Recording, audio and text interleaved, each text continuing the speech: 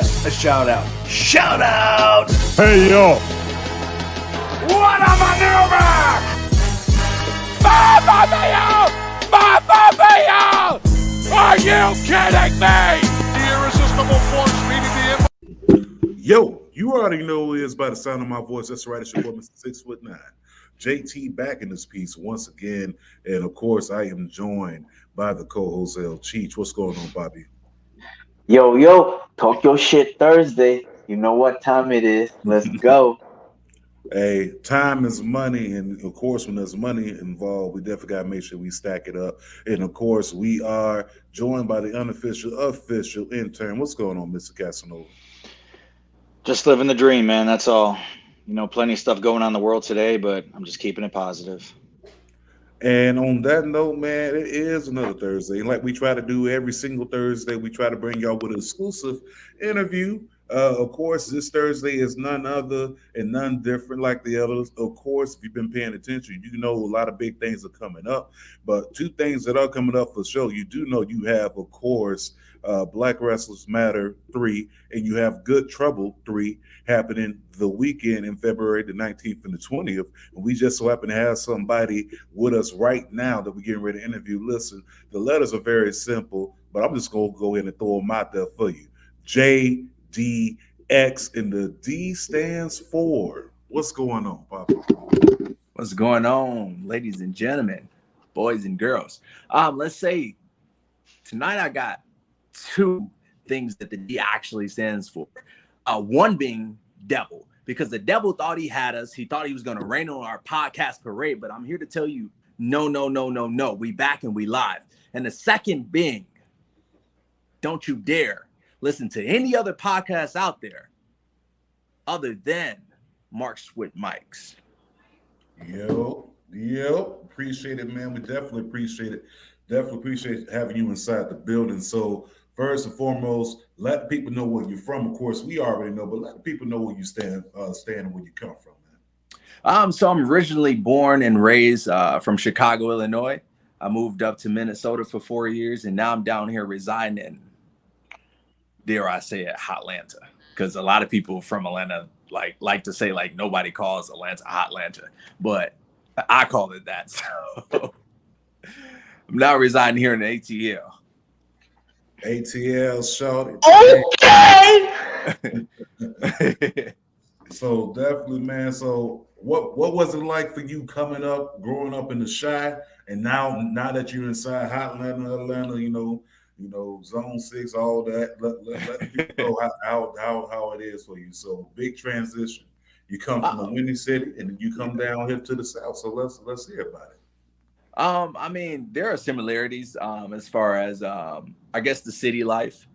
There's no beaches here in Atlanta, so that's unfortunate. Downtown Chicago, we was fortunate enough to have a beach, which is great. Michigan Ave shopping, you know what I mean? But, you know, there are rough parts, I should say, of Chicago, where you got to keep your head on the swivel, you know? So there are parts like that here at ATL too. There are very good urban parts and gentrified areas, but, you know, it's gritty areas too, so. No, respect. So living up in the Chi, of course, you got the Chicago Bulls, you got the Chicago White Sox, the Cubs, the Bears. Okay, now you talking.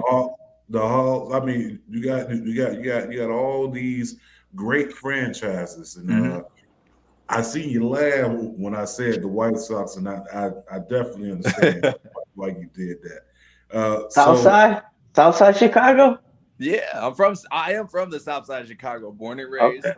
Okay. But unfortunately, I'm a Cubs fan. Yeah. I mean, nothing wrong with that. No, there's something wrong with that. I don't know if you remember what happened in 2016. They took them hard out and just stumped it in the ground. Yes, sir. We got that World Series championship, man. Dude, man, I was in downtown for 4 straight games with a bottle. We gonna celebrate today. Oh, wrong. One happened at all. So With that being said, my dude, let the people know, like, how was it for you coming up in the shop growing up, especially on the South Side? You say you got to keep your head on the swivel and things like that. So how was it? Yeah, I mean, piggybacking off of what I had said about, keeping your head on the swivel, to get to downtown, sometimes you had to ride what they call the L. Sometimes I would ride the Metro train, which is a little bit more, a little bit safer, but I had to also ride, again, the L, the subway.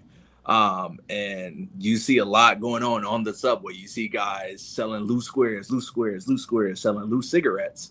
For those that don't know what loose squares mean, selling CDs, DVDs, just all types of stuff. And to get to the subway, me and my guys, we would park maybe about a block or two away from what was it, 85th, I believe, or 95th, I forget.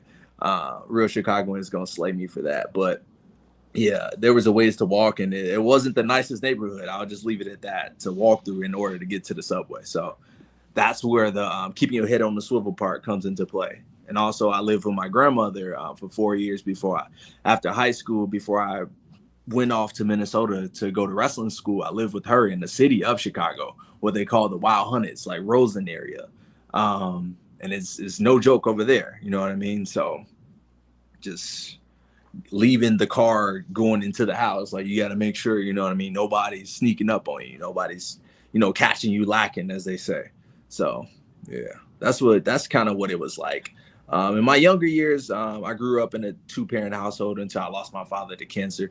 I was fortunate enough to be able to grow up in the suburbs. So. Gotcha, man. Well, definitely our condolences out to you. Well, thank you. With your father, and then growing up in the burbs. I mean, listen, that is a fortunate thing, for people who come out of poverty or grew up in poverty. For sure. Burbs is definitely fortunate. I can say that I get the chance to raise my son in the suburbs. So absolutely, that's something definitely that I'm just happy about. So moving on from that, my dude, I gotta know. Of course, this thing that you are doing as a profession, they like to call it professional wrestling. Mm-hmm. It's called sports entertainment. So what was it about wrestling that caught your eye in particular? So I always tell people, like, my father, he was a reverend. So there was like maybe 3 or 4 professions that I wanted to do as a kid, like being like 7 or 8 years old. I either want to take after my father and be a preacher, or I wanted to become Batman or a Power Ranger. And 2 of those things weren't quite possible. So the next thing was wrestling, and wrestling was like, watching wrestling for me was like watching real life superheroes, like a Power Ranger, like a Batman, like a Wolverine. They were like larger than life characters for me. And I was just like, damn, I can't shake this. So like, as I grew older, I just decided that that's what I was going to do in life. By the time I was probably like, I don't know, probably about 13 or something. As I was getting ready to enter high school, that was my goal. It goes all the way back to like 7th or 8th grade. That's what I decided I was going to do with my life. I remember my science teacher, she was kind of clowning me. I was kind of a class clown, or a troublemaker, so to speak, in 8th grade. And I remember my science teacher, she was a substitute, and she was kind of busting my balls about like, so Justin, what is it that you want to be in life? And I was kind of ashamed. I was kind of afraid to say that I wanted to be a wrestler, because I felt like a lot of people would have laughed at me, because she was putting me on the spotlight. You know what I mean? And if I would have answered with that question, if I would have answered that question with that I want to be a pro wrestler, like, I feel like, she would have, with that question, she would have probably, gave me some bars. So I don't know. But yeah, it dates all the way back until like 7th grade. Like I said, 8th grade, where I decided that that's what I want to be in life. So it was just a childhood. I don't like saying dream, but like goal. I would say it was a lifelong goal for me to become a professional wrestler. Okay. Well, looks like you and I got something in common. Both of us are, preachers' kids. Hell yeah. Growing up, my pops he's still currently, going around pastoring, ministering. My mom the same way. So, So I definitely know the pressure. yeah. The pressure Yes. that comes with being a PK. Uh, Yeah. I don't know what PK is. I just literally said it. Preacher's kid. Preacher's kid. And usually preachers' kids end up being the class clown. It's not because we want to. You Mhm. understand? There's a lot of pressure built up, and the only time that we actually able to relax and be ourselves is outside of the household. Other than that, if you was like me growing up, you was at church, almost every function that went on. Mhm. If there was a revival, Yep. He was there. you were there, and you were there early. Bible class, Right? Sunday school, Sunday uh, school, vacation Bible school, all that. everything. You were there. Mhm. For myself, I was actually forced to join the men's choir. Oh, yeah. The men's choir and the youth choir. But the I cool had that thing stint. about the men's choir is, they only sung every fifth Sunday, so that was rare and far between. Mhm. I feel you on that, man. Dude. I definitely do. I honestly think that I don't know. You probably could become a Power Ranger or Batman. I think Batman I would. don't know. I'm on a good track. We'll see. One of those one of those is tangible. I mean, I remember when the pandemic when it first hit, and the guy was walking through Chicago dressed as Batman or Mhm. whatever, and it's like everybody's like, "Oh, Man. it's Batman," and everything. Like I was like, "Yo, somebody had this dream Bro, to be Batman." Hey, I thought that I was hard. movie. That I was didn't know hard. that was in Chicago though. I did not know that. Yeah, that was in the shine. I did not And if know I'm that. wrong, y'all, you hit me up, in the DMs. Yeah. Let me be quite honest. Let JT know. But I definitely let you know about it. Okay, so you told your science teacher about your dream to become a professional wrestler, or should I say, goal to become a Mhm. professional wrestler. And so, did you have friends as well that would watch wrestling with you, or who had the same uh, like-minded, I guess you could say, aspiration? Because Mhm. a lot of people, growing up, you watch wrestling, and sometimes you get like a little clique of friends that watch it with you. For sure. So, did you have a clique of friends, or were you just Yeah. solo? I had a few friends that watch wrestling. Absolutely. Yeah, like all dating all the way back to third grade, actually. One of my homies, he I guess at the time he was my best friend. I say I guess because he stole from me. He stole wrestling toys out of my locker from me.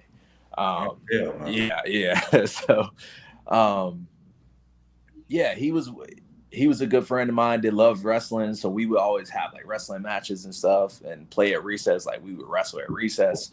Um, I had another friend named Jared. We used to wrestle.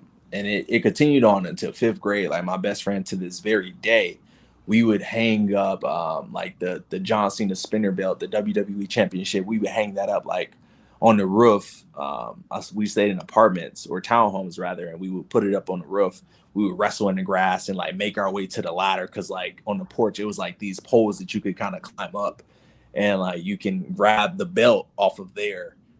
So we had a lot of matches, a lot of like I guess what can I call it? Like backyard wrestling matches, so to speak. And then yeah, that continued into eighth grade and so on and so forth. So yeah, I had a lot of friends that watched wrestling. None of them pursued it or kind of stuck with it the way I did. They were able to kind of shake it, you know what I mean? They kind of outgrew it, but I was a little bit different. Like it stayed with me. It was something that I was unable to shake, obviously. Nah, but you know what? I definitely feel that, because hey, we all have friends growing up. Mm-hmm. Far as who actually watched wrestling, or either wanted to be a part, or you played with. So some of the Yeah. people that some people you actually hurt, trying to put wrestling moves on. For sure. There's a lot that goes into this, ladies and gentlemen. I mean, it just doesn't happen. Some things happen, but the fact that that he stole some wrestling figures from you. Yeah. That don't sit well in my spirit. Mine either. Because I was always told growing up, if you lie, you'll steal, and if you can steal, you lie. So that right there doesn't sit well. I mean, come on now, you could ask to hold it. For sure. Yeah, man. He stole my like Brock Lesnar, my Kurt Angle. I think I had Eddie Guerrero, and at that time that was like 2004. So like Brock Lesnar was rare because he had stopped wrestling literally at WrestleMania 20, and so I never got another Brock Lesnar toy. I never got another Eddie Guerrero toy. The Kurt Angle I was able to replace eventually, but he stole them right out of my locker. So let me get this straight. You didn't get none of these back? Oh, I didn't get none of them back, JT. I guess I was too scared to like actually confront him about it. It's like I knew, because I'm just like who else would have stolen it? Because I went to this man's crib and I brought my Eddie Guerrero, my brand new Eddie Guerrero. I was deciding. I remember it like it was yesterday. It was like a turquoise, like teal, like it was his like teal attire, and I was trying to decide between Goldberg and Eddie Guerrero, and my mom only let me get him a one, so I got the Eddie Guerrero, and I took it to that man's house, and it went missing. So that's when I put the pieces of the puzzle together. I'm just looking all over for it. I'm like, damn, I left it right here in the hallway. Like, where is it? My mom's waiting on me, so I can't keep my mama waiting. You feel me? Like, how it is with black mamas. I couldn't keep her waiting. So like, I'm just like, damn, what happened to my toy? Like he like, oh, I don't know, bro. Like, and so that. Man, that's be like, bullshit. Bam. Honestly, that's how it should have been. Like reacted like that, man. But like, at what time or moment in your life do you realize that this is the path you're gonna take, and you already kind of have the gifts of gab by being the son, or But am I saying it right? PF? PK. No. Preachers. PK. I get it right. So PF is plenty of fish, bro. Right, POF. Yeah. So the moment, there are a few moments, man. One of them that stands out. I'm a Seattle Seahawks fan. I'm a big Russell Wilson fan.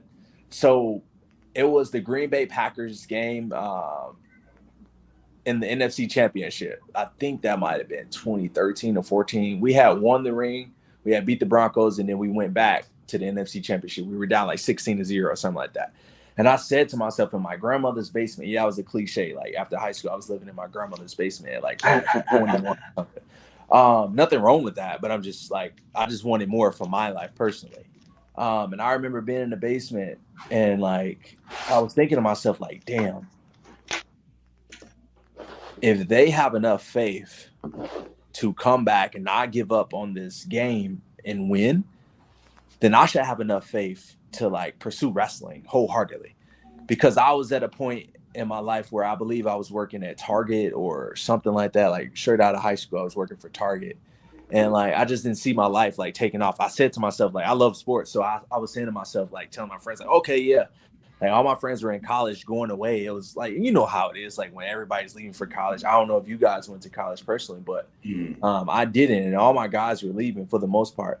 And so like I was like telling myself, like, okay, like I'm gonna go to school to be like a sports journalist, like like Stephen A. Smith and Shannon Sharp, those guys.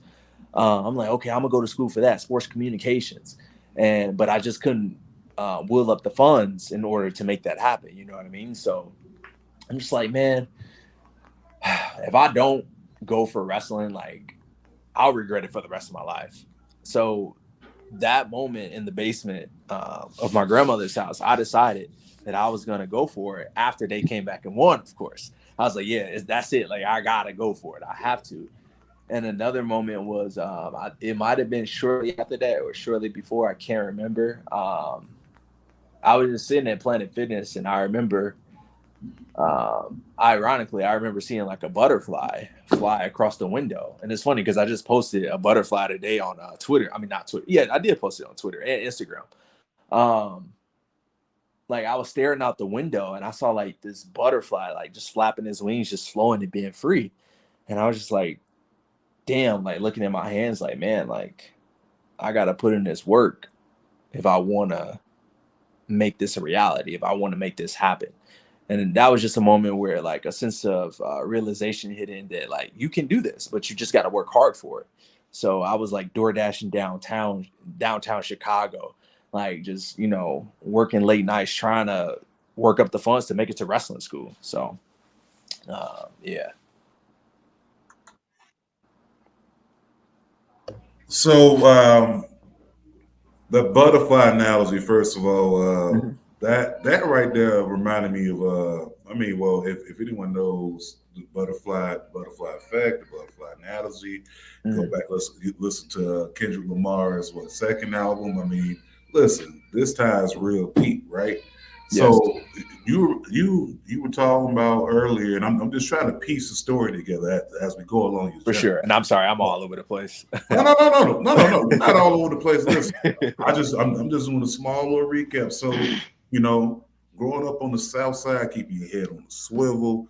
You had a friend that that basically. That wasn't your friend, by the way. Right. And that's why I said, like, I guess I could call him one of my best friends. Cause it's You like, knew. what I mean? Like, is he a real friend if he's doing that type of shit to me? So, yeah. How many of us have I'm dead. friends? Ones we can depend on. No, Friends. but no, but I know no, it, but I know y'all keep a lot of sugar in the house now. Let me stop. it's making you suspicious, eh? No more lactose. I used to think that was Rey Mysterio. Wow. How you have like those crazy theories as a kid? I thought that was Rey Mysterio because he wore his like hat. The so mask. Yeah. I Yeah. thought it was like a mask for him. So And you he had can't like see the bottom Joker of his tatted over his face. stomach. I was like, oh, it's like Rey Mysterio. So that's what you've been up to ever since WCW folded. Yeah. Like, what? This made perfect sense. But your journey and looking at the Seahawks. Shout out to Russell Wilson too. I mean, Hell yeah. the only Shout out to his wife Sierra. Hey, he related to Max Caster? Because they sure look alike. They do. They actually do. Yeah. Listen, I'm gonna say it like this: until I see them in the same place at the same time, they're motherfuckers the same person. They're the same person. You can't forget the most important person out of that whole tag team, man. Shout out to Sierra, man. Damn, lucky motherfucker. Yeah, but speaking of that, I mean, this wasn't luck. This was divine intervention. You made that decision. You was like, look, if the Seahawks can come back from basically almost getting their ass whooped and come back and win this game, I can go ahead and apply the pressure to these people, let them know why I am here. So when you decided to make that decision, you went ahead and you went ahead and sought out a trainer. You ended up hooking up with Mr. Ken Anderson himself. Mm-hmm. Ken Anderson. So tell me how that was hooking up with him, going to the wrestling school and things of that sort. So I remember the first day, man. I can be very brash at times, especially not like knowing. Like I knew that like you can get heat, but I didn't know because I hadn't experienced it yet, right? So I remember my first day walking into the academy. I just moved to Minnesota. I probably was only in Minnesota for like less than a week, actually. I moved to Minnesota on a Friday, and then I started wrestling school on that Monday. My girlfriend at the time, she had flew out there with me. She had went back home back to Chicago. So I remember walking through. I know I'm going on a tangent here, but I promise you, it's leading to something. I Yeah, remember go ahead. walking through. I remember walking through MOA, like Mall of America, and then like I was damn near crying. I'm not gonna lie, because like I had no friends, no family, no nothing, and it's scary. It's freaking scary. Like jumping off a building and taking that proverbial leap of faith. Um, so I was walking through MOA and I was walking through Forever 21, and I look to my left, and what do I see? I see this guy. I see the Rock. Yeah. Get I see the out. Rock. Yeah. I look over to my left and I see a shirt. Not literally, no, a shirt. The shirt. Oh, okay. Gotcha, The gotcha, shirt. gotcha. Had me No, going no, there no. for a second. A shirt of the Rock. And so I was like, okay, that's a sign. Like, you need to stop bitching. You need to pull up your pants and work. You know what I mean? You came here for a reason and you need to get after it. So like there's no excuses. I looked at it as no excuses. There's no reason why you shouldn't succeed. And so then the next day, yeah, I pulled up to wrestling school and I pulled up to the academy. And I had already met Sean Devari. Sean Devari is one of my trainers as well. I had already met him like for a quick consultation or whatever when I came to visit, when I went to visit Minnesota for a couple of days and look for an apartment a few months prior. So I wasn't like as starstruck by Sean by that point. So Sean was like talking, oh, all right, guys, this is the plan, da da da da da. And then I hear the door open, and it's like 20. I forget how many of us was in that class. We were like the third class Charlie. Um, like they would letter it like ABC. We were like class C, I believe, class Charlie. But like it was like 20 of us, I would say, and then like we were all standing in a circle, kind of, and then in walks Ken Anderson, and I'm just like, oh shit. Like this man did not just fucking walk in the room. Like I was starstruck as fuck. There's only two moments I ever really been super starstruck up to that point was I'm a huge Drake fan. So I was at Drake's concert, but not because of Drake, but because of Kanye. It was unexpected. Fucking Kanye came out of the ground like the Undertaker or Rey Mysterio. Yeah, yeah. Chicago native. I lost it. And then like when Ken walked in the room, I was just like, fuck, like this is Ken fucking Anderson. So he was super cool. Sean was super cool. They had different like philosophies. Sean was more quick with the whistle. So like if you got in the ring and like you didn't know what the fuck you were doing, you had like one chance to fuck up, and then the second one, like he would blow a fucking whistle like a gym coach, like shh, get the fuck out. You don't know what you're doing. Pay attention. And then like so like you didn't want to fuck up, so you were just kind of like timid, like getting in the ring doing the drills and shit. And Ken, forgive me if you somehow hear this. But Ken, like, he was cool, but his patience, like, you can only test his patience so much. Like, he would have moments where, like, guys, where if they didn't listen, he would, like, go and, like, take his cap off and, like, just fucking throw it, like, just launch it. We were in a garage, like, the academy, it was the venue was a garage. I'm talking about venue like it's a show, but yeah, like it took place in a garage or whatever. And so like he would take his hat off, and sometimes the garage would be open because it like I started class in the summertime, like I stated in June. He would take his hat off and like fucking flick that motherfucker all the way into the parking lot. Just like he would lose his shit sometimes. So good time. Like an asshole. Yeah, like an asshole for real. But no, I learned so much from that man, dude. I remember one time I wrote down, and it's crazy because to look at where the fuck these guys are now. It was me, Ken, his wife Anastasia, who's also really cool. Mr. and Mrs. Anderson. We were riding, and then also in the car, it was AEW's Dante Martin, who I also started training the same day of. He was in the car, and then next to him was freaking Austin Gunn. Two of AEW stars, like, so that's cool to think about now. And then here my ass is still on the indie, still grinding this shit. But yeah, nevertheless, like I was with those guys. We worked the triple threat that weekend, and then we got to stay at Ken's mom house, and like it was just cool. It was surreal. Like damn, and Ken Anderson's fucking mom's crib. Like that's cool. She's making us like these like finger foods and shit. So it was surreal, man. He always gave me great advice and always put me over. And I can still hit him up to this day for advice and certain shit. So it's awesome to have him as a coach. Oh man, that's much respect, man. Like you said, you said Sean Navari was just blowing the whistle. What was he blowing the whistle like Day Day? Oh, Friday after next, was blowing the whistle for no reason. Oh yeah, damn near, yeah. So how was it staying over there in Minnesota? Because it's kind of the same cold, what I'm saying, as Mhm. Chicago, but I mean, Sure. was you how long do you stay up there? So practically 4 years. I moved here in Atlanta about almost a year now, back in April, April of 2021. So I moved to Minnesota in June of 2017, I believe it was. And I stayed there up until last year of April. So, but just almost 4 years. I call it 4 years because it's practically 4 years. But yeah. Everything And add up. to answer your question of what it was like, yeah, it wasn't my first choice, honestly. I was working one of my jobs that helped me kind of be able to pay for wrestling school.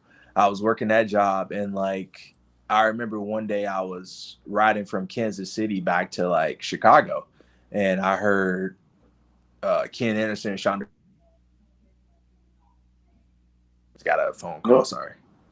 You're right. So I was planning on coming down here actually to Atlanta. That was my original plan to come here to Atlanta to go to WWA 4 under at the time Mr. Hughes. I called them. I didn't like what I heard. I was inquiring about like becoming a professional wrestler and going to their school. And I was asking the guy about their student housing, which is cool. That's great that they offered that. I don't know if they offer that anymore, but at the time they did. So I was like, damn, okay, I can like pay for rent. I can stay there. Like I'm fucking 16 years old at the time looking this stuff up. Like I'm excited. You know what I mean? I'm still in high school. I'm just thinking like, because I'm planning for the future. Like I'm trying to figure out like, okay, how does this work? Do you have to pay every 2 weeks or do you have to pay monthly? And so I called them to ask them that. And the guy just had a nasty fucking attitude about like answering my question. I'm just like, bro, like I'm inquiring to come to your freaking school. I'm big on customer service. That's one thing people may or may not know about me. Like I'm big on customer service. Like I'm inquiring to come to your school. And so that kind of rubbed me the wrong way. So I kind of X'd that out. And then I was planning on going to Wildcat Sports in New Orleans. And so my plan up until I heard that podcast, I believe it was Wrestle Zone. Yeah, with Justin LaBar and Ken Anderson and Sean Navari were on it. And I was like, damn, nothing against Wildcat Sports, but I was like, damn, do I want to? And especially me being so like, what's the word I'm looking for? Ignorant. I was ignorant at the time. I didn't know any better than like just because you're on the fucking indies your whole life doesn't mean like you're not good. So I was like, okay, I know Luke Hawx is like the head trainer, and Luke Hawx is fucking great.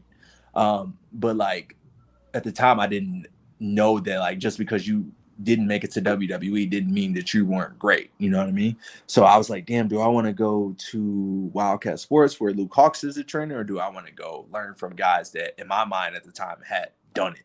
You know what I mean? Under Ken Anderson. I feel like I've said this shit 12 times. Ken Anderson, Sean Navari.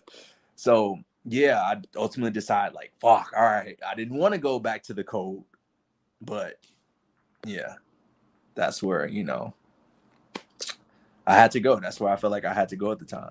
I had to go to Minnesota. And yeah, it was a great decision, I feel. It was. So for the people over there that didn't want to take you, Congratulations, you played yourself. Customer service is definitely big, man. I think I lost my I think sound. we all did it Sorry, at one point in our guys. lives as a job, or just had to deal with somebody that just was a complete asshole, and you're like, damn, man, I called to ask you something, you're treating me like this? Fuck you. Sorry, intern, I could not hear you, bro. Hold on, I'm sorry. Tap for sound. Can you guys hear me? yeah. Okay. Loud and clear. Jesus Christ. I'm like the fuck up of this. Just killing. All right, I think I can hear you guys again. Somebody say something? We can still hear you. Fuck. Yeah. Oh boy. So weird. Yeah, but yeah, that was the your story just kind of beginning, and now we see where had your path lead you to. You went down south. You know what I'm saying? So you know, times times are getting real for you. Yeah, everything's getting real there. So, from Chicago to Minnesota to the ATL, I know one of the biggest things that you probably noticed, besides the weather change. Sorry, JT. I can see you talking, but I literally cannot hear you. Let me try closing my Safari again, and I'm gonna come right back in because that worked last time. Let me try that. Yeah, Give me go 1 ahead. second. Sorry, fellas. Well, JD has to be right back. But in the meantime, make sure y'all are doing this. Make sure you like, follow, subscribe, whether that be on Twitter, IG, the Book of Faces, Spotify, iTunes, iHeart. I can keep going on. Amazon, keep going on with that as well. You can go ahead and find us, of course, on Podbean. You can find us on all major podcast outlets. You go ahead and choose which one that you want to use. But you find us everywhere. Now that we back, you had a chance to go everywhere. I mean, from up north to down south. I know the biggest thing that you noticed besides the weather was the food. It's funny because I was talking to this girl the other day about that, and I was telling about like how Chicago has great food, and they do. Minnesota food it's okay, it's all right, but here in Atlanta the food is pretty damn good too. I give them that. They know how to do some chicken wings for sure, like the lemon pepper wings. Even though like I feel like that was a Chicago thing first, but yeah, they do that really well. I haven't found a pizza place that I'm super in love with yet. Barbecue is pretty decent, but like Chicago, where Chicago has them beat is like we had a lot of hole in the wall spots, whether it's Chinese, whether it's pizza, soul food, like you name it. We had a lot of good hole in the wall places. They were fire. So I'm still trying to I'm still trying to find, I only been here for less than a year, so I'll continue to discover more places here in Atlanta. I guess you could say the D stands for discover. No, man, look, I definitely understand it because I'm originally from down south. Are So you? I'm originally from Florida, but I Okay. stayed in life now. So, not for nothing. When I moved up there, I was like, season is off. I gotta, Yeah. I gotta process. I gotta add this to that and do this. Like, I mean, you being from Chicago, Mm-hmm. you would never find a pizza that's going to compare to Chicago, especially For here. sure. Now you may find a peach cobbler down there, or a pecan pie, For or sure. you may find some nice soul food restaurants down there, things like that. But pizza, it's a wrap. Like there's certain things that I know here in Cleveland I would not get unless I go back down south. One thing in particular, good Jamaican restaurants. Really? Okay. Have not found one yet in Cleveland, but you take your ass Some down jerk. south. Yeah, like some There is good. one. There is one that I seen. It's on what is it, Pearl Road before it turns into 25th. It's called I think Yeah, it's I've been called there. the Jamaican Irie Kitchen or something like that. Yeah, He said, I've I've been been there. there. I lived down the street from it. It's trash. It's whack. Jamaican patties tastes like they came out of Walmart right out the box. Yeah, I'm just putting it out there. Like it's not going to compare to what I'm used to, which is getting me back to JDX. He's not going to find a pizza that tastes like Chicago in Georgia. You Not just won't quite. have it. There might Not be. I quite. don't know. I'm afraid, man. I don't like spending my Yeah. money on like taking Look, big chances and stuff. there's one on Harvard. Michelle, Yeah. shout out to Michelle. Hello, Profits. You can eat your taxes. Holla your girl. I mean, the only thing I know about Chicago pizza, honestly, I mean, we actually have a Giordano's in Canton, Ohio, and I just Okay. discovered that out of the drop of a hat, and I actually tried it once, and honestly, I enjoyed my beer more than the pizza. Yeah. But according to Chicago people that I've talked to, they said Pete Quads and Lou Malnati's is the two best to get pizza from. See, So lose. I always struggle with the last name, so I'm not even gonna try. It sounds like you're saying Illuminati, but it's Lou Malnati's. I know. That's why I be joking with Illuminati. Yeah. Lose is okay. The thin crust is good. The thin crust is pretty solid. I'll say that. But see, like, you gotta go to more like suburban places like Aurelio's, like Beggar's Pizza. I'm trying to think. I love Home Run Inn. If you guys, I don't know, like if they sell it there. They sell it in the freezer section of Walmart and stuff like that. Yeah. Home Run Inn is fire as fuck. Like the restaurant we had, it's a restaurant chain actually in Chicago, like called Home Run Inn. That's where the pizza comes from. That's where the frozen one comes from. Them. That's so fucking good. Trying to think what else. Pequot's is really good. I actually cannot wait to go back to Chicago to have Pequot's. That might have been some of the best pizza I've ever had in my life. So I got to go back to get some Pequot's. But you tell these people to give you some like sponsoring money or something like that, since you're giving them all these free promos and stuff like that. Right? Yeah. I swear. These stands for I was going back to the training and all. Get away from the school. I'm getting hungry. So, once you finish in the training and all that stuff, what I mean, with over up there in Minnesota, do you had a particular place that you want to go work for, or you was just open to wherever, perhaps a booking will come, or you had a region? So my goal was always WWE. Especially again, like I said, Mr. Cheech, like, I didn't know the indies. Like, I didn't know just because you hadn't made it to WWE. Like, of course I knew TNA. I knew, like, trying to think what else was at the time. I knew Ring of Honor, of course. But like in my mind, it was like WWE or bust. So my goal was to, and like to add on to my story of like the first time meeting like Ken, like we were going around telling our goals, and this is how I kind of got heat. We were going around saying what our goals were, and like I got like kind of tongue twisted because I was so emotional. They was asking us what our goals were, and I said like my goal is to like to make it, like to, and then Sean was like to like do WrestleMania, and I was like, yeah. I was like, I'm not here to do this as like a weekly, like a weekend hobby, like a weekend warrior. Like, so yeah, that called me massive fucking heat. So yeah.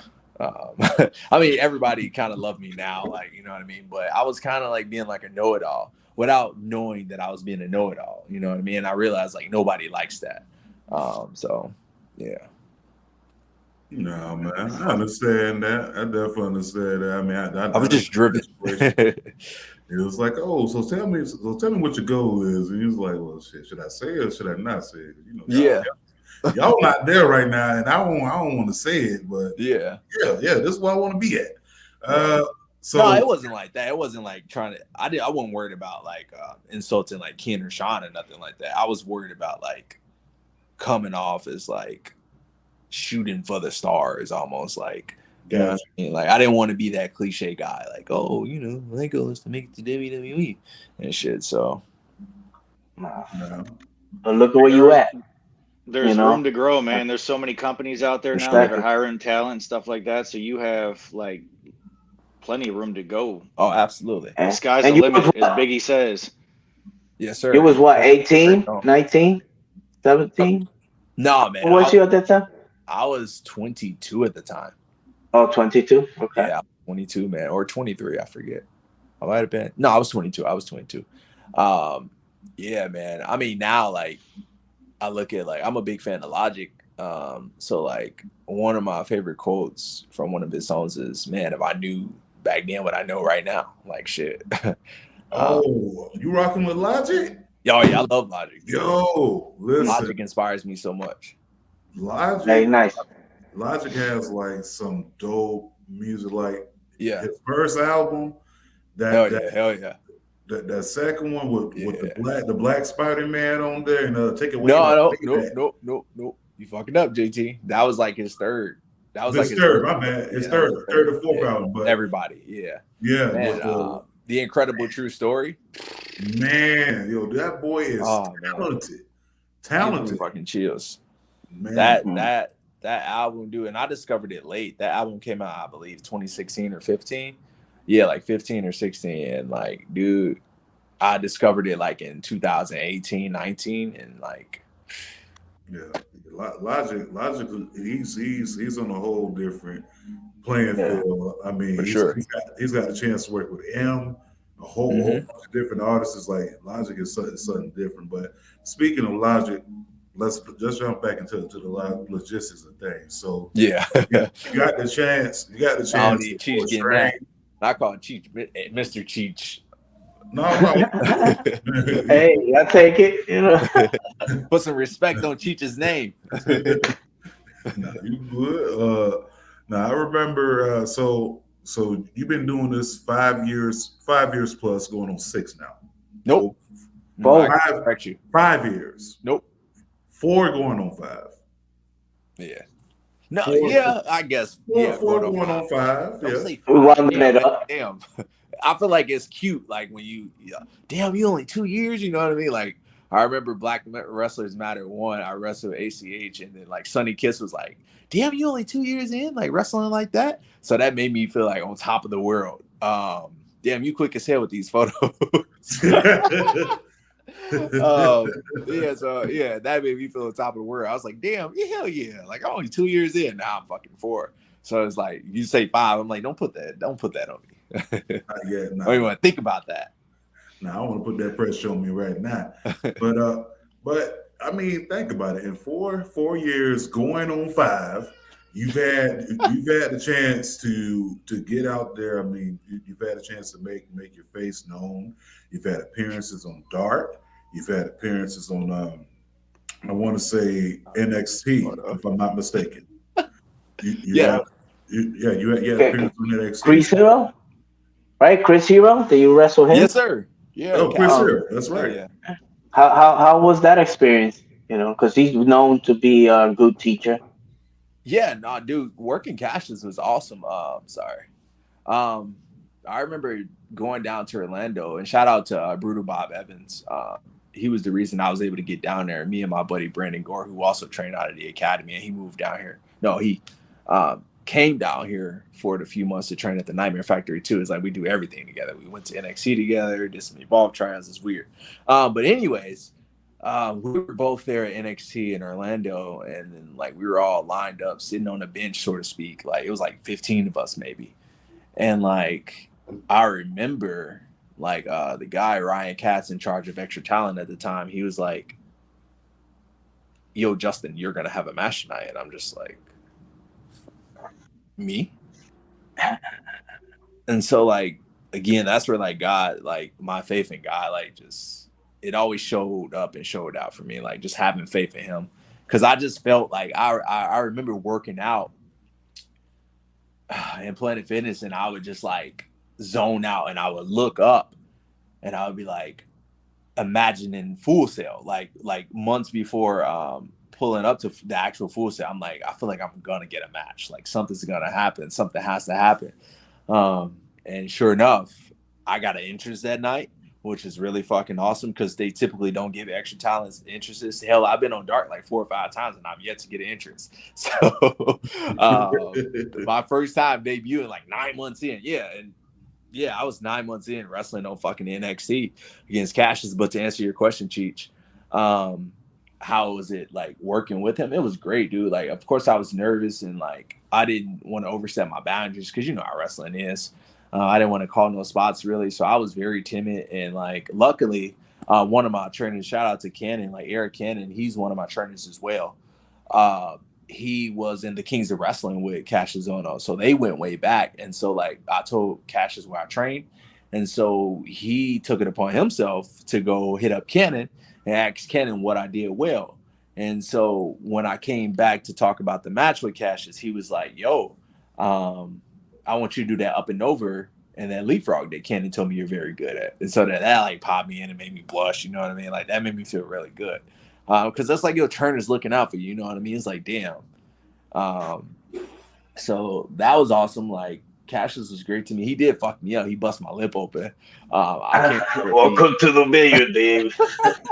I can't remember if it was a punch in the corner or if it was like a boot, like a pump kick off the ropes. But I remember being in the match, dude. Like one of the scariest fucking feelings, especially like being an NXT or dark or whatever the case it is, like is for getting a spot. And I remember being in the ring with him, and he told me like beforehand, like, yo, like if the crowd's rocking with it, like keep coming, keep punching me, keep punching me. And so like they were kind of coming up for it. Like we did a spot where like at the beginning, like to start the matchup, like they were going JD. No, my name was Justin Xavier there. Sorry. Yeah, so like they was like Justin. And so like I remember I was thinking in my head, like, remember your training, nigga. Like block them out. But I'm just keeping it real. Like yeah. Like, remember your training, bro. Like Ken always said, like, and Sean, they always talked about how extras tried to make the show about them. So like I didn't want to be one of those guys. And so like I'm like, okay, they're chinning Justin. And my hand like started kind of doing like this, like you know, like how you kind of rock with him, like, yeah, like you know what I mean? I'm like, damn, like should I? They're like, Justin. I'm like, fuck. So you kind of see me like fighting, like contemplating, like, damn, should I go with it? But I'm like, fuck, don't be that guy trying to steal the show, because they told us stories about, you know, like guys that have jobs being in the back watching the monitor, like, look at this motherfucker, like he thinks it's about him. So I didn't want to be that guy. So fast forward, like we were working, and like I did like a drop down leapfrog, I think it was, or a leapfrog, and I give him a back elbow, and he no-sold it, and he just looked at me like, ah! And so I did something, and I started punching him, and I punched him a few times, but I was afraid to keep going, and they were getting behind it. But like you could see me stop, and then I just went to whip him because I knew that was the next spot. So I went to reverse him, Irish whip him, and then like as I was going to the buckle, I was like, holy fuck, what is next? What's after I do this up and over? And up and over, for people that don't know, is like kind of like when you go to the buckle and you kind of evade them, like you kick your legs up and they run under and they hit the buckle. So I was doing that, and I was like, holy fuck, what's next? Not now. And so then I like landed, and I was, oh shit, yeah, I get my shit kicked in. And so I hit the ropes. That motherfucker kicked me so hard. Hello. And so then, yeah, he proceeded to put punishment on me, put some heat on me and stuff, as we say in business. And then next thing I know, my mouth was fucking bleeding, and the ref's like, oh, cover up your mouth, wipe your lip with your tape, wipe your lip with your tape. And I was like, oh shit, like there's a lot going on right now. So I fucking wipe my lip with my tape, and like I got blood on my fucking wrist now. I'm like, oh shit. So yeah, it was a cool visual, like rising, like seeing, watching it back in the hard cam. Like I'm like, and he gave me, you know, the discus gimmick or whatever. So long story short, I know I went on a huge tangent there, and that was very long-winded. It was great to work with Cassius.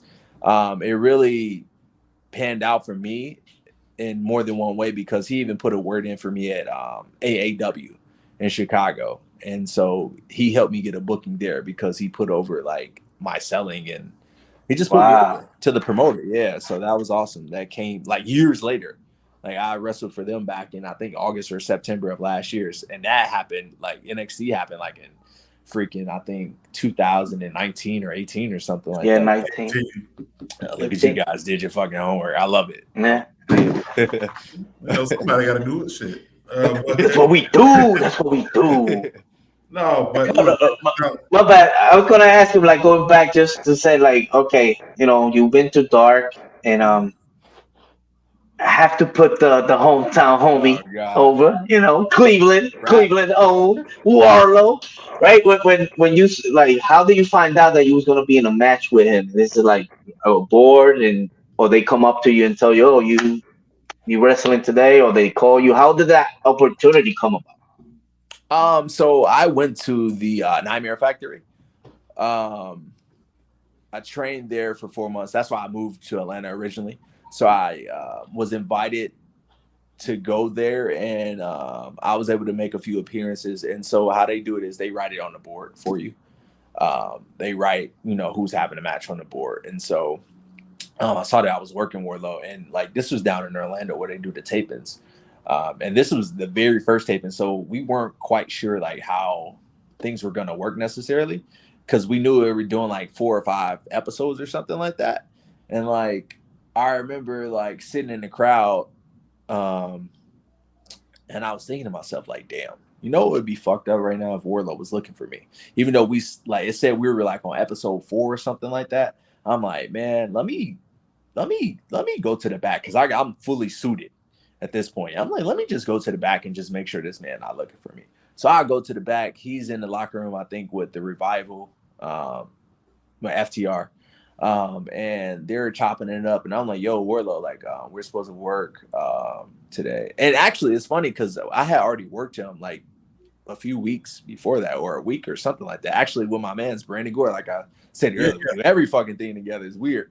We even tag team with each other against Sean Spears and Wardlow. I remember that match. And so, yeah, and I'm like, damn, fast forward back to Orlando. I'm like, damn, I hope this man not looking for me. I go find him and I tell him we're working each other. And so then he go talk to Cody, and Cody is my coach. So that was awesome that Cody was our agent for the match. And then like he went to go talk to Cody, and then he was like, oh yeah, like, bro, we're up in like 15 minutes. And I'm like, oh shit, well, all right, let me get fucking dressed. So that's how, like, you know, it can be crazy at times. Wrestling can be fucking crazy. Think about a high stake match like that, you know, not for him, but for me, you know what I mean? Like, I'm like, oh, I don't want to fuck up. I want to remember my spots. Again, like, if you think about my Orlando story, like, I don't want that fuck up to happen.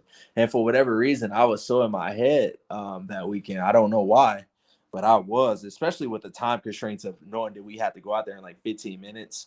I was tripping. And so we got into the ring, and sure enough, I forgot a fucking spot. We were in the ring, and it was supposed to be like a duck or something like that. And instead of, when we were talking about the match, it was supposed we were talking about making something a duck and something being a block. And I kept fucking them up. I was like, oh, I'm a block here. And I was supposed to duck there. And so when we got in the ring, I fucked up. I blocked when I was supposed to duck or something like that. No, I ducked instead of blocking. And so it was like this strange pause, and like I just grabbed him and like started punching him. Like nobody probably could really tell unless you're like a worker. Like it really wasn't bad, but at the time I was beating myself the fuck up because I'm like, damn, I'm tripping. And credit to Wardlow. Wardlow was like, dude, don't worry about it. Like it's all good. It's all good. Like don't worry about it. He probably was talking shit like later on, like in the back to people, because that's just how wrestling be sometimes. Like you be like, oh no, like you good, bro, you good. And then you get in the car ride and be like, bro, how the fuck do you forget this? Like how the fuck? So he probably was like that, but to my face, he was cool about it, and I believed him. So like it made me feel okay, to the point where I was able to get another match in that same day with my homie Carly Bravo. We got to wrestle Private Party, and that match went great, other than us going over the time, because they thought we had 6 minutes in the ring when it was 6 minutes curtain to curtain. But other than that, it went great. It was Aubrey Graham's. I said Aubrey Graham. That's fucking Drake. What is Aubrey's last name? Damn, I can't think of her last name. But referee Aubrey, you guys know Aubrey. Yeah, it was her. Yeah, Edwards. Yes, it was her 1000th match, I believe it was. So that was cool too. It was a cool milestone for her, and for me too. You know, knowing that I had her 1000th match, so that was cool. But yeah, that's what it was like working Wardlow. I believe that was the original question. No, man, that's what's up, man. I mean, you know, listen, that right there. I mean, just having to be there for the taping of the matches and being there for that long period of time. Like we've had our chance to be at a set of tapings for OWA, and hell yeah, we've had a chance to be there. Literally, I think we got there like as early as 10 o'clock, and we didn't leave till almost 11 p.m. that night. So yeah, you talking about taping, and I wasn't even in the match. Yeah, that's how it be. I was like, damn, I'm tired. My legs hurt. Yeah, everything hurt. But you know, the thing about it is like we all get in our head as soon as we notice that we do something that's not a part of the course. The first thing we do is we get in our head. But you know, hey, you gotta definitely get out of your head and keep pushing forward. I mean, yeah, that's cool. Warlow definitely, you know, told you don't worry about it. But hey, like you said, you know, some people, you know, like, oh yeah, you cool, don't worry about it. Yeah, so, for sure. As soon as you leave, man, let me tell you about this. Right, yeah. That was the part I was like, coach, like QT's my coach. Like this motherfucker gonna you fuck around and bury me to them, and it's just like, oh no, like that's not good. Like he could bury me to Tony. Like anything could happen. Like So right now, right? You said you're in Atlanta. With this just happened, like this graphic that you love. oh We man, are I fucking here. hate it. I hate it. I hate that picture. I hate it, bro. I hate that picture. I hate it because I have a patch in my beard, and a lot of people probably didn't even notice that, but I'm gonna point it out. I had a patch in my right side of my beard. I don't. I see it. Yeah, Yeah. and then also my barber he's still my barber, and he does a good job on me. But at the time, he cut too much out of my chin, and like all this was fucking showing, and I just fucking hated my look. My eyebrows look goofy. Like you know how like you perceive yourself a certain way, and then you see something, you be like, damn, that's how I look. That's how that picture is for me. So Okay.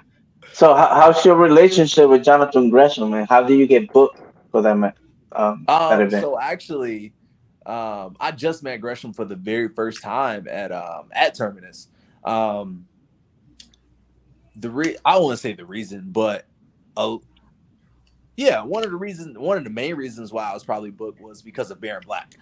Baron Black is one of the coaches at the Nightmare Factory, and he kind of took me under his wing. I always tell people like Baron is like my new wrestling dad, so to speak. At first it was like the younger fucking Darius Martin, formerly known as Airwolf.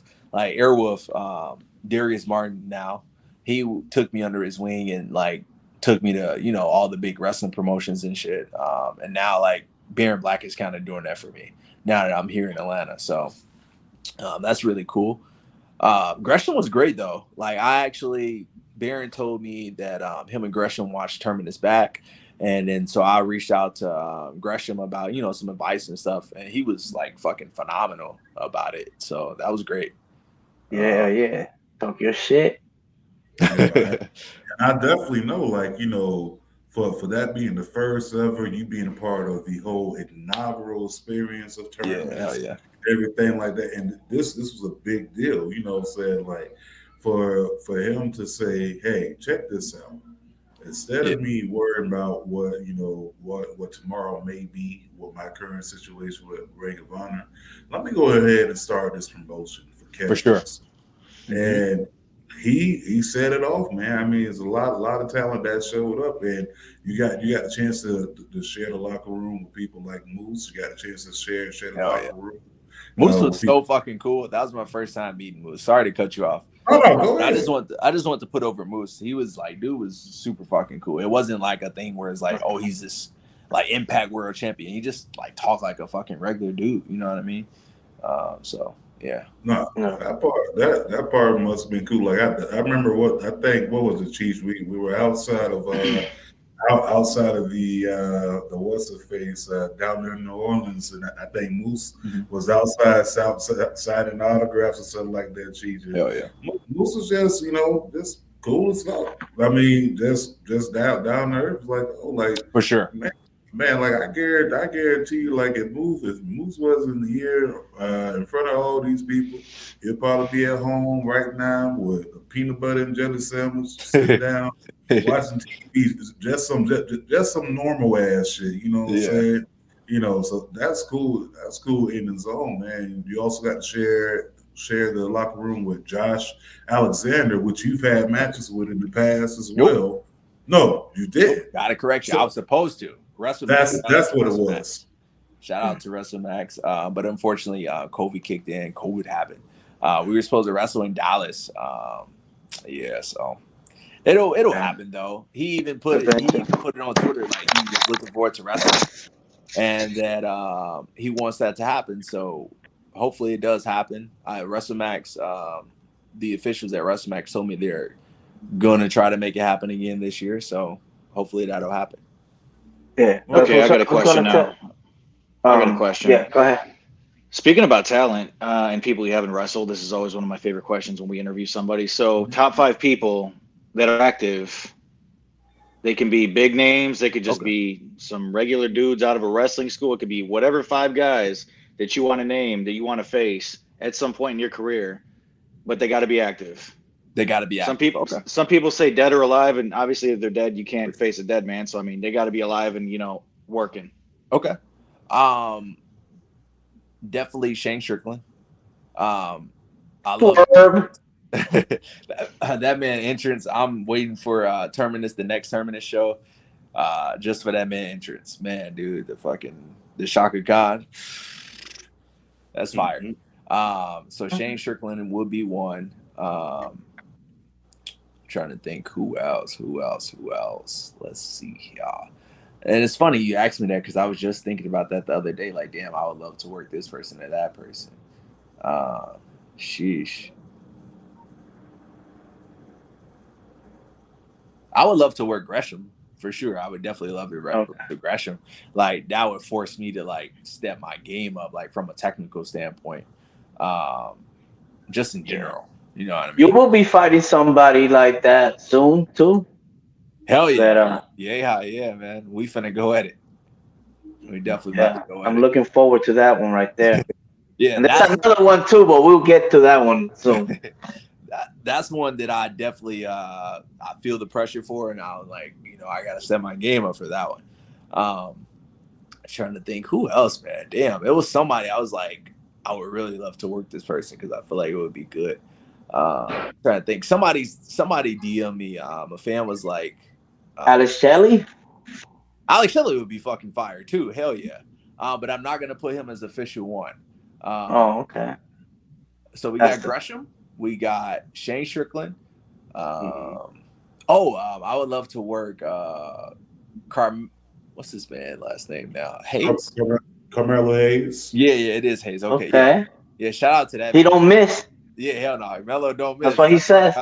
I never met him, but like, dude, I remember it was a picture that Mouse, the promo picture that like everybody used of me other than the fucking Terminus one. Shout out to Mouse and the Big Stars brand, we repping. Never miss, never lost. Mouse took that picture of me, like it's like a blue jean jacket. I think you posted it. I don't know. I think you posted it on here. It's like my denim jacket on, and like I got on half white and black. Regardless, there it is. There it is. That picture. Christian Casanova, now known as Carmelo Hayes, like slid in my DMs and was like, bro, like TV ready. And that fucking meant the world to me. Cause like I looked up to him and like, you know what I mean? Like just like he's goals. Like, and this is before he got signed. And I was like, damn, bro, like appreciate it, my dude. So yeah, I would love to work him. So we got Shane Strickland, we got Carmelo Hayes, we have Gresham. See how there's like something in common with all these people. I don't know.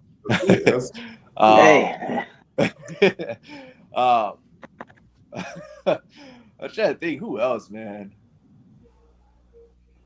Let me see. Maybe Apollo Crews. I really look up to Apollo Crews. What about Kenny King? Kenny King would be dope too, man. Fire. Like 5. Was that 5? Is that 5 officially? Kenny King. He suggested these. I'm just trying to help. You know what I mean? There's so many. I appreciate it because those are people I would definitely fucking love to wrestle. Shelly and Leo Rush. I think Leo Rush is my fucking 5th one. I think. Okay. Leo, because Leo was cool as fuck too. I finally met him. No, I've been met him like being an extra at SmackDown, but like for real, like actually had a conversation with that man when I worked Dante Martin at AEW. He was in his corner. Yeah, hell yeah. I got an idea for Apollo Crews though. What's that? If you face Apollo Crews, Michael Blackson has to bring him out and be his voice just once. What is this? So I got we going home soon, so let's get it. Speaking of, man, you got a lot of things popping off, man. You got, of course, Black Wrestlers Matter 3 going down to St. Louis, February 19th, going up against Fred. Yeah. So let me know something here real quick. So what can we expect from this match? Because man, you got Fred over there. Mr. Yehi himself with the technical background. You got yourself which if you haven't got a chance to see JDX perform, I highly suggest you go back and you go through YouTube. You can go watch Matches of Dart. You can go, of course, to IWTV, or you can go ahead and tune in. Who knows, to Black Wrestlers Matter 3 and check that out as well. So what can we expect from you inside this match? Because I'm looking forward to it. I'm looking forward to it so much. I'm thinking about gassing up my car driving from Cleveland to St. Louis just to see this. Hell yeah, come join us, JT. And I would let me take a second to say that, yeah, man. Everybody purchase your tickets. If you can't make it, if you're not gonna gas your car up and make that drive like my man JT and Cheech and Mr. Casanova might do. Because if JT go, y'all gotta come too. Y'all gotta all hop in the car. But yeah, if you're unable to make it that day, St. Louis, Missouri, purchase the live stream, man. It's not that much. Just purchase that live stream. We got so much talent, upcoming talent, like stars of today, stars of the future, like on that show. So purchase that. Guys are working hard to make that show happen and to continue to make that happen. So yeah, support. But to answer your question, man, right away when I found out I was getting that match, I was like, holy fuck. Like, all right, like I'm not ready. Like, fuck, I'm not ready. Like, shit. Now, fast forward to now, like I feel more ready. Just like my confidence is growing, not just because of Terminus, but I'm starting to realize like I stress out so much about matches, and it's like, dog, you're fucking gonna be okay. Like you're good enough to get through a match and make it like good. You know what I mean? Like I had to stop overthinking things and allowing my anxiety to get the best of me for certain situations and matches and stuff. So as far as what people can expect for that match is a banger, for a lack of a better term. You know what I mean? They can expect a banger. You can expect moments. You can expect a thrill ride. You can expect, fucking elbows. You can expect savagery. You can expect, I'm getting like emotional about it. You can expect like I'm gonna be on fuck 10. I'm gonna be on 12 that day. So you can expect like you can expect maybe a side of JD you never seen before. You know, you see me like clean cut, this nice guy, but that day I'm coming to prove something. I'm coming with a chip on my shoulder to prove that I can hang with Fred fucking Yehai. For sure. You know what? Okay. Is that a Black Panther call back or with the Wakanda Forever? Absolutely. So yeah, that like when I debuted in wrestling, like Black Panther had come out, I believe shortly after. Okay. So yeah, like I was saying at the time I was a heel, so I was saying like JDX forever, like Wakanda forever. Like so I was saying like JDX forever, and I would do that. And two of my buddies, Riley Jackson and Orrin Vite, shout out to them. They would like take my moves, not like from a stealing standpoint, but like pay homage and like tribute to me, like a nod, a tip of the cap. You get it. I just want to do the tip of the cap thing. But yeah, so they were just paying homage to me, and they would like do like JDX, and I was like, damn, like that's kind of dope. Like I would say JDX forever, but they did like they both DX, and so then like so it's like a combination of both for sure. Okay. So for people out there, perhaps the lady Justin DX Savior. What's the D stand for? So it stands for a multitude of things. As I said earlier, the devil tried to rain on our parade, and he tried it again. He tried to fucking drizzle again with me losing sound again. But it's okay. It's all right. I said that the D stood for don't you dare listen to any other podcast out there other than Marks with Mikes, right? Okay. Let's see. The D stands for dog because my damn dog is like, he trying to get in on the action. So if you don't get it, then you probably never will. But I'll tell you just like this. The D can stand for anything. Anything. You know what I mean? Long as I can flow off of it, long as I can make it make sense in a sentence. Okay. Yeah. I think I figured out what it stands for, though, in that match against Fred. Yeah, you're going to be the destroyer. You're just going to come out on top, whoop that ass, and, have another notch in your belt that you could tell a story about. Hell yeah, Cass. I like it. I like it. So Okay. speaking of matches, also on that next following day, because you's a busy man. You's a busy You man. know, you know. You know what I'm saying? Good Triple Value 3 going down, of course. So my man is leaving from St. Louis, and this is going down inside Columbus, Ohio at the King of Clubs. That's right. Make sure you get your tickets. If you can get your tickets, if you can't be there, go ahead and gas up the car. Get down there at the King of Clubs. I'm telling you, if you've not been to the King of Clubs, it is one dope ass venue. Hell Going down February 20th on a Sunday. So this match was supposed to happen before, and I know this because you end up getting called in for a taping for Dark. I do my homework. I do my homework. Okay, how do I know this? Because I was there, and you know, I'm talking to the promoter for OWA. It's like, yeah, man, I was supposed to have this match with Trey and JDX, but AEW, you know, gave him a call. I was like, well, hell, shoot, he gotta go. I understand this. So the thing is, Trey didn't even show up for that show, though, did he? Trey wasn't even there. Yeah, I didn't think so. Yeah. No, he didn't. No, he didn't. Yeah, he didn't. He didn't even show up. See, that's the thing. See, come February 20th, OWA is gonna have a fighting champion. After February 20th, I should say, they're gonna have a fighting champion. The champion is at every fucking show, and that's JDFNX. Whoa. Because we threw some more letters in there. That's what I'm talking about. Yeah, hell yeah. No, I fuck with Trey. That's the thing. I fuck with Trey. But he been trying to clown me on Twitter lately. Like today, he pointed out like that I wasn't on the poster. I was like, okay. Keep that same energy. Keep that same energy.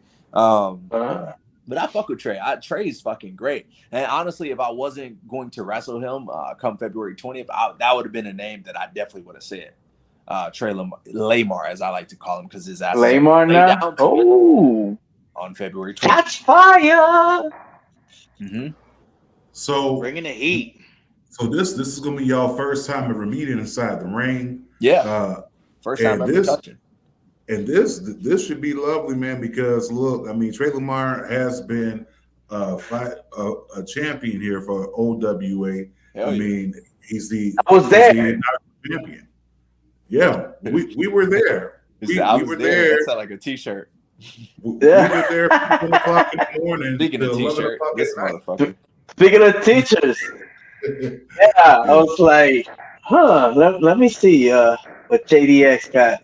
Yeah, he's like, let me. You see somebody come up to you with a Trey Lamar shirt. Well, cut me a promo on this shirt right now. On that shirt? Honestly, it don't even fucking look like Trey Lamar. So the fact of the matter is, I'm glad that you actually told me that, because that kind of lit fire under me.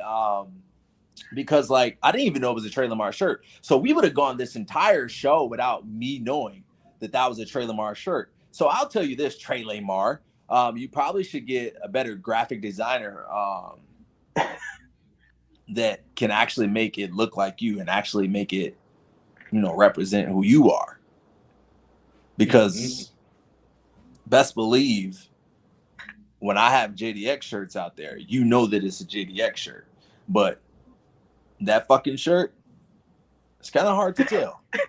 But you know what won't be hard to tell is who's going to be the better man come February 20th.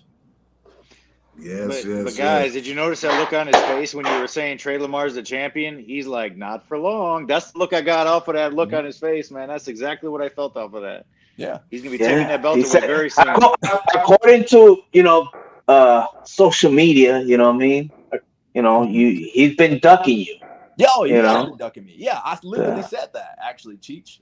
He has been ducking me because he ducked me on that fucking show. Because let's say I didn't get called into Dark, right? What would he have done? Apparently, he just wasn't going to show up. Right? Okay. So, He ain't lying. So coming from where I come from in Chicago, as we stated already, it's called ducking. That's what that's the D stand for. The D stand in that promo, it stood for duck. He's ducking and dodging and hiding from me. But no more will he do that. No more will he be the champion after February 20th. I'm curious Okay. to know something though. You said you were in Chicago. Like, granted, I know this place has been knocked down for many years now, but how close to Cabrini Green were you living? Like, where it was standing at least at one point? So I know the name Cabrini Green from Candyman, obviously, but I'm trying to I just can't figure out the logistics of it right now. So my bad, Mr. Cass. I It's all can't figure out good. the logistics of it. I know Eden Green, which is in the city, and that's a very rough neighborhood. But Cabrini Green. Oh, actually, you know what? I think that might have been like closer to downtown. Excuse me, I got a little choked up there. I was thinking about that championship celebration I'm gonna have come February 20th. Ooh, bars. King of clubs. Yo, get your tickets. So yeah, I think it's close to downtown Chicago, though, I believe. So as far as how far I stayed from it, for where I think it was, no more than 30 minutes. No more than 30 minutes, because I live like 30 minutes from downtown Chicago. So Okay, okay. Take it home.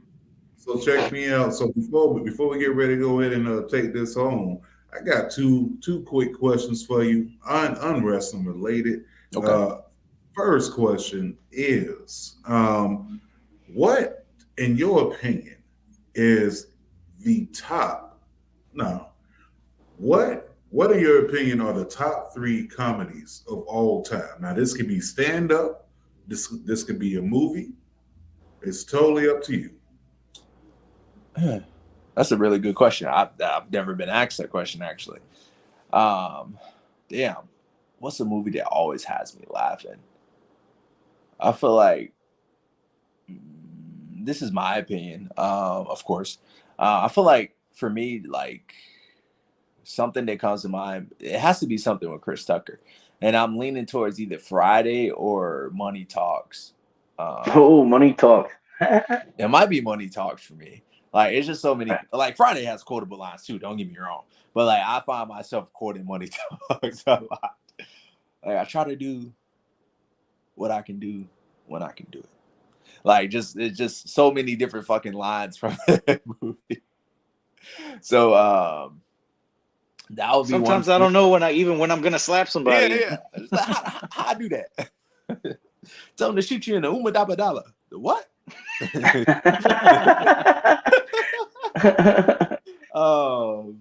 Yeah, that would definitely be one of them for me. Money Talks. Damn, what else, man? That's a really good question. Damn. Comedies. What else really makes me laugh? Half baked. Half baked. Who's that? I'm sorry. Half baked. Half Baked. I don't think I've ever seen Half Baked, honestly. Fuck you, fuck you, fuck Damn, you. that's a tough. I might cool. have to take a rain check on that question. Fuck you, I'm out.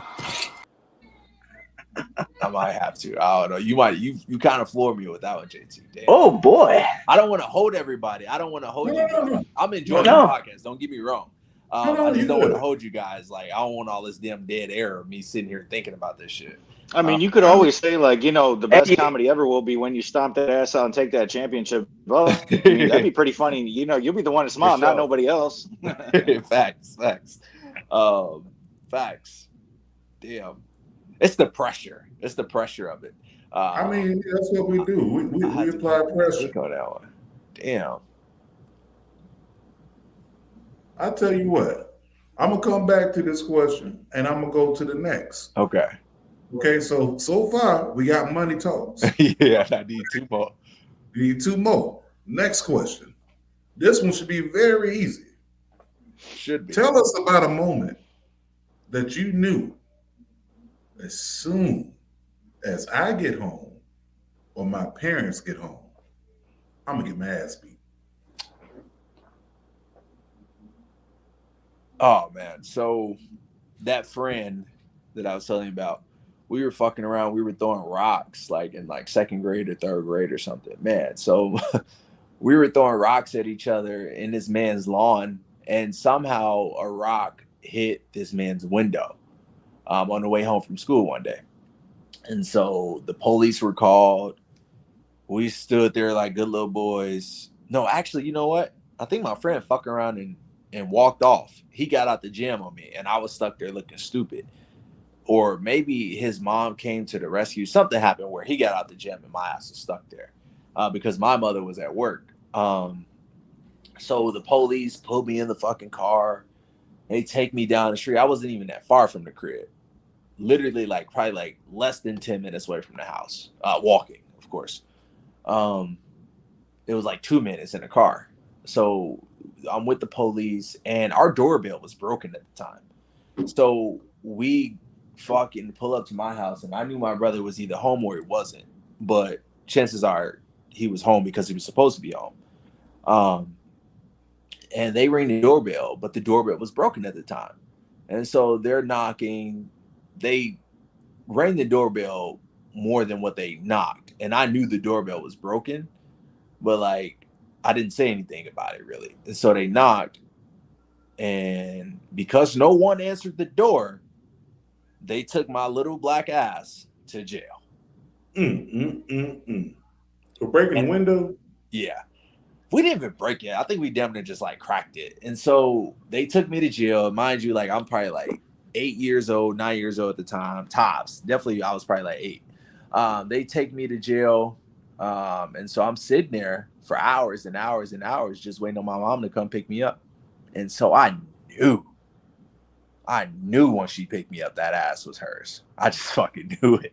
So best believe, sure enough, when we got home, that ass was my mom's. It's Mrs. McCoy's baby. I'm Mrs. McCoy's baby boy, but she got in that ass that night.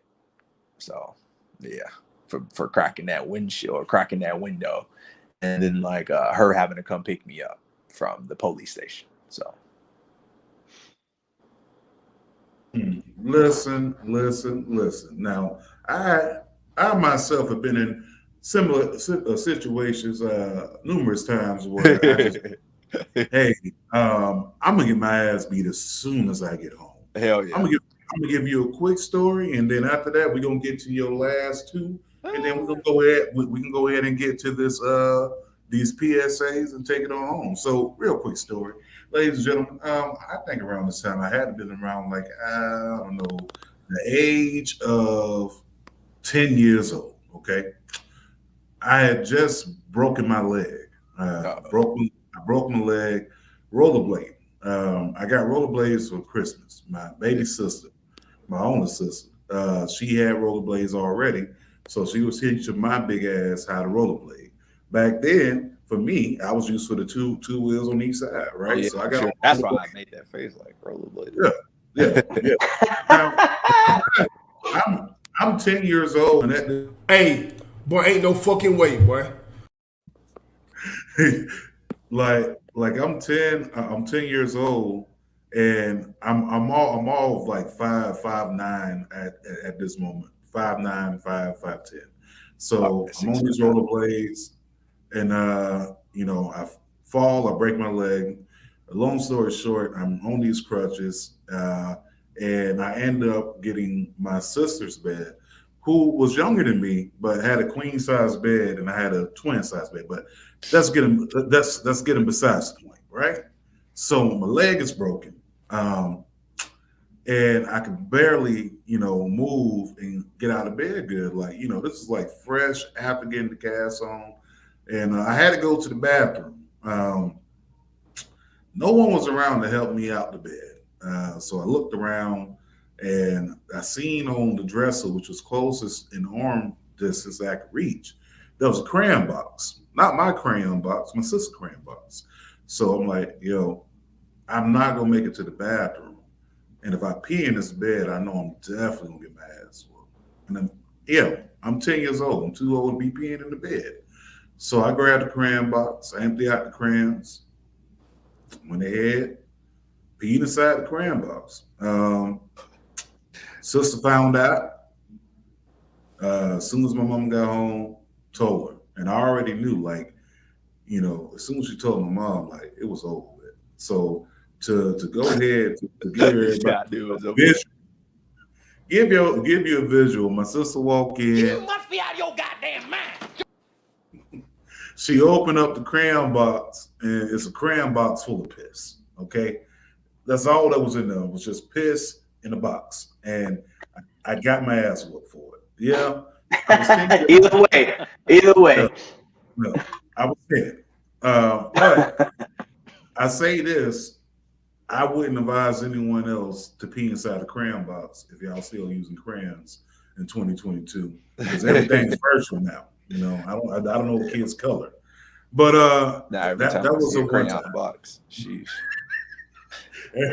Hey, every time you see a crayon box, you're gonna think of piss now. But basically, Damn near. yeah, got my ass whooped for peeing. Enough! Silence! I can't take this shit no more. But with that being said, you gave us one. Just give us two more. Let's give you two more. All right, man. I guess I'll say Friday as one of them. The second one. 3. Nah. Trying to think here. Because I was trying to be engaged with your story. I wasn't trying to think too hard about what my answers were going to be. Damn. Well, it's not many movies that involve crayon boxes and piss, so I can understand that. Drift off like I ain't even know we were still on this question. Okay, so you got Friday 2, which is next Friday with Mike Epps. Okay. No, not next Friday. Just Friday. Oh, just Friday. Okay, just Friday. The OG Friday. Next Friday was funny as hell too, but I'm gonna go with the original. What about Don't Be a Menace in South Central by sipping? That's funny. That's funny as hell too. But again, Cheech, you keep giving me these suggestions. I'm trying to help, you know. I appreciate it though. I appreciate it. I know you got my back though, Cheech. I appreciate that, my dude. I don't think he got your back. You wearing the Trey Lamar shirt, but keep going. hey, I just wanted to test him, you know what I mean? See how he came at me, you know. From. That is. Well, I'll be getting a JDX shirt soon. See, that's the thing. I keep fucking forgetting it's a Trey Lamar shirt. I keep forgetting because it's a fucking trash ass cartoon. It look like him. Damn. I think it's supposed to be like Android number 16 of Dragon Ball Z. Oh, okay. Yeah. The D don't stand for Dragon Ball Z, so I bought myself with that one. But yeah, man.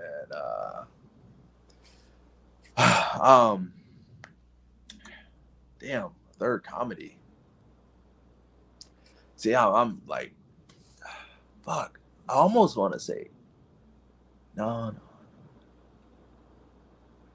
That movie wasn't that funny though. No, you know what? Maybe it was to me because, all right, it was to you, yeah. Fucking bury me for this answer, but it's the only movie that I can think of, and so I'm just gonna go with it. I'm gonna say Wedding Crashers. That's one of my favorite movies. Oh yeah, that was good. Yeah, that was a good one. Yeah, I'm gonna just say that because I can't think of any other movie right now. Yeah, that was good. Say Wedding Crashers. Yeah, Mom, the meatloaf. That's a good shit. The meatloaf. Wedding Crashers was definitely funny. Like I definitely motorboater motherfucker. Yeah, that's a good moment. Oh, actually, I like Meet the Fockers too. Meet the Fockers is really good. There we go. That's a good one. Good one. What about this one? You remember this? You're crazy. You're crazy. Old school. So all right. So I'm about to catch heat for this. I was hoping it wouldn't come to this. But when I talk about Wedding Crashers, I always say that was Will Ferrell's best movie because I'm not like a big Will Ferrell fan. I don't know what it is. In high school, people would be like, oh, Will Ferrell, Step Brothers. And so like the rebellious side of me would come out and be like, bro, he's like, it's just not that funny. Like his funniest movie is Wedding Crashers. So you did say you're a Cubs fan though, so he used to do this skit on SNL for Harry Carey, the guy that used to be the announcers for the Cubs back in the day. Yeah. You could find it online on YouTube. It's actually pretty funny though because he does like a spot on impression of Harry Carey. Dope. I'm gonna have to check that out. I like Elf, but like I don't know. I never really watched all of like Will Ferrell's movies. Not saying he ain't funny, but it's a different type of funny, you know. Yeah, for sure. You're not missing nothing. I mean, it's like It's like watching a Ryan Reynolds movie. I mean, it's the same Right. character with a different name. Right. Okay. Yeah. That's how I Damn, why feel. you gotta go at Deadpool like that, I man? like Ryan Reynolds, but just like, Yeah, come on, that man. movie Waiting. Remember that movie Waiting in the restaurant? Oh, that was a funny ass movie. Was it? I had You to check. never seen that one? It'll Yeah, that one's basically teach you to never send food back to a kitchen. Oh shit. yeah. Or come into a restaurant with like 3 minutes before the closing. Oh yeah. Yeah. The second one, the Still Waiting, was alright, but it wasn't as funny as the first Oh one. no, that's like belly number two. Yep, Yeah. Belly Yeah. 2 was Hell yeah. It don't terrible. count. That shit don't count. Like it No. never happened. Yeah, No. with the neuralizer, right? Yeah. Like Will Smith. But speaking of normalizing, man, look, we definitely got to thank you for sliding in where you fit in on this Talk Your Shit Thursday coming through. Look, before we even get to these PSAs and everything, let the people know first and foremost where they can follow you and Talk Your Shit, JDX. So you guys will have to forgive me. I used to be spot on with this. I since recently changed my social media names. So I believe, and shout out to you guys for doing this. At the bottom, I believe it said you can find me on Instagram at the.official.jdx. I already said Instagram. On Twitter, I believe you can find me at official JDX or official. Mhm. Yeah, thank you. You guys got like fuck. You got the answers right there. I feel like I'm reading a teleprompter, like the news, man. Awesome. On YouTube, you guys can find me at yeah, y'all ain't got the YouTube shit because I need that too. Because I recently changed that one too. I believe it's official JDX. Just type in JDX Wrestling, JDX Matches to find me on YouTube. You'll find me. Yeah, that's really about it. Yeah, and remember, Yesterday's price is not today's price. huh? What was the Fat Joe meme? I missed it. Oh, yeah. Yesterday's price is not today's price. Yesterday's price is not today's price. Facts. I Facts. still missed it again. I don't know how I missed it again. we'll just and then also you guys can find me on PWTs, Pro Wrestling Tees, and you can get a real fucking shirt and see what a real graphic designer makes, cartoons of great wrestlers look. Oh, yeah. He's coming for that championship. That's all. That's it. It just went like this. Yo, Fatality. all I can say is the heat is on. Make sure y'all are there. Make sure y'all in the building. February 19th, you do have Black Wrestlers Matter 3, and also February 20th, going down to Columbus, Ohio, OWA presents Good Trouble Volume 3. Make sure y'all are definitely inside of the building. If you're in the building, go ahead and watch it on the streaming platforms. Go ahead and support it any way that you can. But as we usually do on this show, we leave y'all with two PSAs. First one being, check this out. Too much negativity can have you unbalanced mentally, spiritually, emotionally, and physically. Spread more positive vibes. It takes very little, okay? Very little to build someone up than it does to tear them down.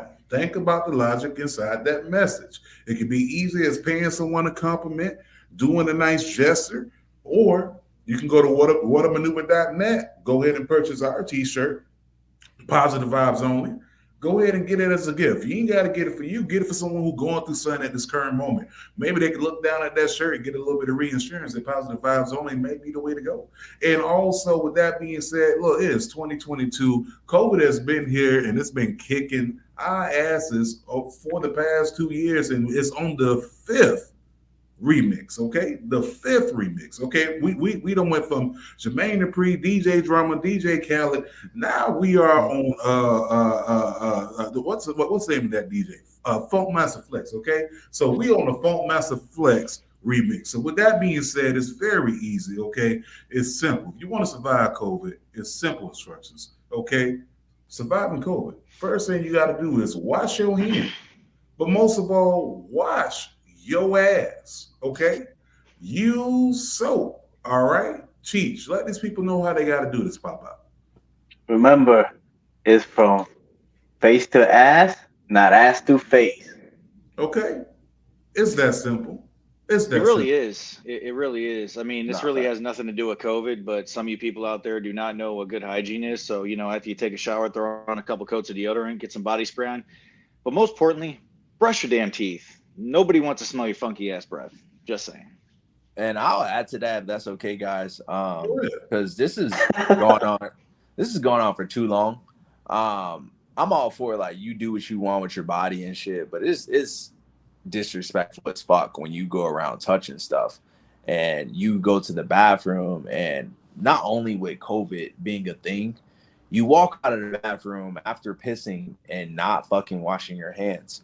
Like that's so disturbing to me. Like COVID's a thing, and then on top of that, like you touching your private, your penis, like, and then you go out and touch shit in the world, like that's fucked up. Like, just wash your hands, bro.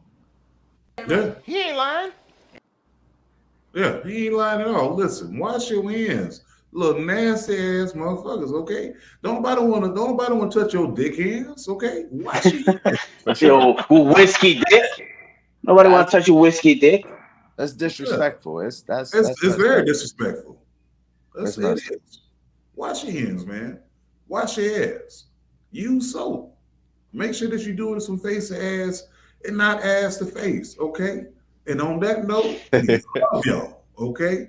We love y'all. Y'all be safe.